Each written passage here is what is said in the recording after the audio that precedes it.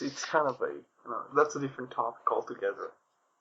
Yeah, I mean, it's we always say, and I'm sure every Linux user sort of makes the reference about the year of the Linux on the desktop, and how Linux has taken off, and it certainly is. I mean, when I first started blogging, you can see the increases in popularity from when I first started to blog till now, and we find ourselves, or I certainly find myself in the position whereby Linux is not so much a thing of what on earth's that response type thing. People now know what it is, know that there is alternatives, and that was sort of my direction from the very beginning, to inform people that they had a choice and that they weren't tied into a Microsoft Microsoft computing experience, and there was plenty of choice out there, and that could be anything. That could be BSD, whatever.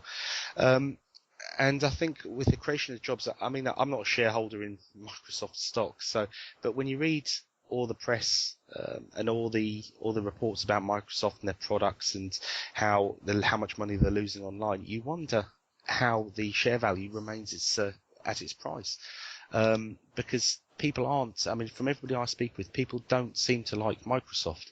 It's not a word that inspires any sort of delight or happiness. Now, whilst we both have different views about, say, Apple, when you say Apple to somebody, rightly or wrongly, they've got a great word. Oh, it's the best experience I've ever had. I'm so pleased I bought a Mac, whatever.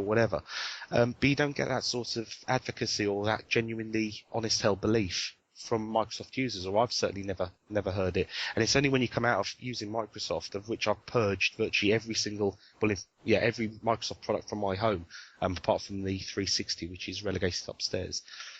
It's not until you get out of that environment that you actually start noticing this, and people are sort of suffering in silence, in my experience, so to speak, when using Microsoft products. So it does make me wonder when they claim 5,000 jobs, and you're thinking, well, what are these people doing? What are they contributing to? Because people are going elsewhere now. The Windows Phone 7, we still haven't got the real sales figures yet as to how many are sold. I believe the developers of Windows Phone 7, the developers of apps, third-party apps for Windows Phone 7, still are waiting on how many they've sold, and see how profitable developing for that platform is. And in the meantime, we've got Android activations, massive amounts every day. We've got people going to Apple. We've got talk of Sony joining up their PSP with Android, and all sorts of things going on. And in the background there is just this Windows Phone 7, which is mentioned a bit in passing, but not really thought about much. So you have to wonder what's going to be 2011, what the future will be, because I can't see where Microsoft, apart from its OEM and the Windows 7 OEM, I can't see where they're making money. But that's just my view. I don't know if you can shed any sort of light onto that, right? Well, it just reminds me in general, when you talk about the whole job creation type of PR that companies like to do, you have to kind of look back and look at the usually BSA generated propaganda that appears for the copyright industry, or at least those who rely on copyright. So one of the things they'll tell you is that because of so-called pirates, you lose X number of jobs, and I think the numbers that they give is something like 1 million or hundreds of thousands, and they'll give like this extraordinary number. And you ask, well, what do these people do? Are these singers, or are these like people who work in shops selling records or something?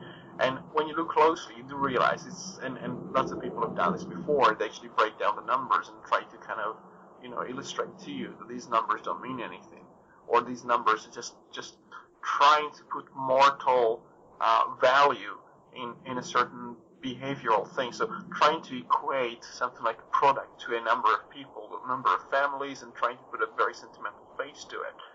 So then you can say to a person, well, when you download a song, a puppy is being killed, or that sort of, trying to use a metaphor to scare people.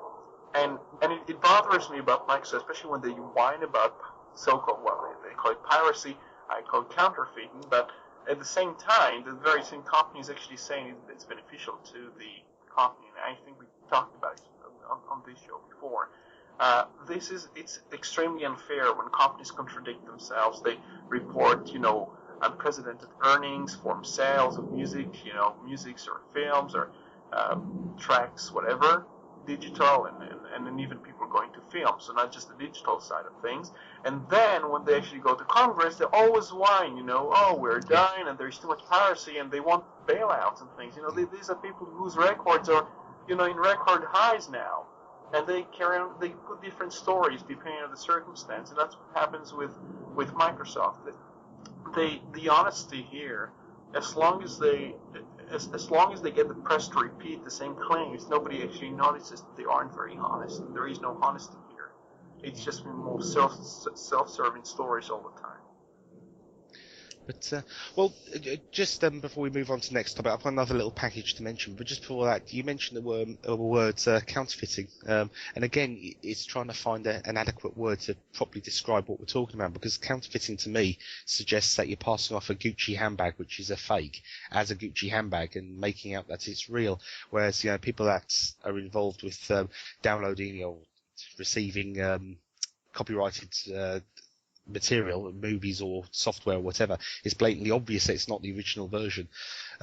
So one day I think we'll have to sit down and work out a word that we can use for copyright infringement and piracy and counterfeit. Because like you disagree with my use of piracy word. Yeah, I don't think counterfeiting is adequate either, because that it suggests to me more of a sort of a con. They're sort of passing something off as the real thing when it's not. Funny enough, if I could just say though, Roy, there's a story I remember from, I think it was about a year ago. It might even be further back, and I can't remember where I read it, and I'll have to try and find a link on this, because it was about counterfeit Dell computers in India.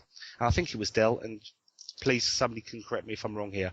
But it was counterfeit Dell, for argument's sake, in India, and it actually transpired that these pirate computers, in quotes, performed better than the machines that they were trying to copy.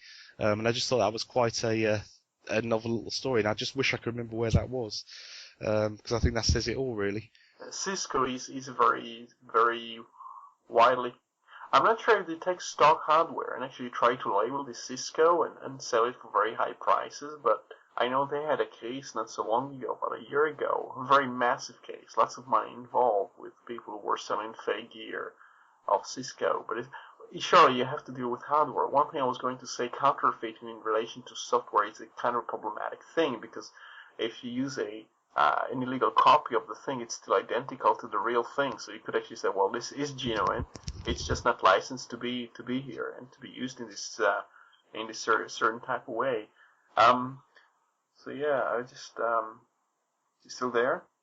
I think you've just gone off the mic for a few seconds. Sorry, yeah, there was a very strange popping noise in my mic, so I had to take it off and put it back on again. All right.